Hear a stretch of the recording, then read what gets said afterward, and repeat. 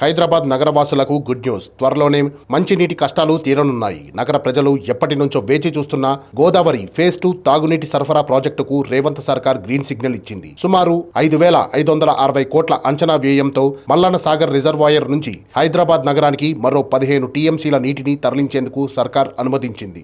ఈ మేరకు పురపాలక శాఖ ముఖ్య కార్యదర్శి దానా కిషోర్ ప్రభుత్వ ఉత్తర్వులు జారీ చేశారు. రానున్న 2 ఏళ్లలో ఈ ప్రాజెక్టును పూర్తి చేయాలని ప్రభుత్వం లక్ష్యంగా పెట్టుకుంది. మొత్తం వ్యయంలో 40% హాట్కో లోన్ కింద సర్కారు సమకూర్చనుంది. మరో 60% మొత్తాన్ని వసూలు చేపట్టే ఏజెన్సీ భరించాల్సి ఉంటుందని ప్రభుత్వం ఉత్తర్వుల్లో పేర్కొంది. తర్వాత ఈ నిధులను హైదరాబాద్ జలమండలి వడ్డీతో కలిపి చెల్లిస్తుంది. ప్రస్తుతం హైదరాబాద్ నగరంలో తాగునీటి అవసరాలు రోజుకి 750 మిలియన్ గ్యాలన్లు కాగా, నగరం చుట్టుపక్కల ఉన్న వివిధ జలాశయాల నుంచి సుమారు 600 MGD మాత్రమే మంచినీరు సరఫరా చేస్తున్నారు. 2050 నాటికి ఈ డిమాండ్ 1014 MGDకి పెరుగుతుందని అంచనా వేస్తున్నారు.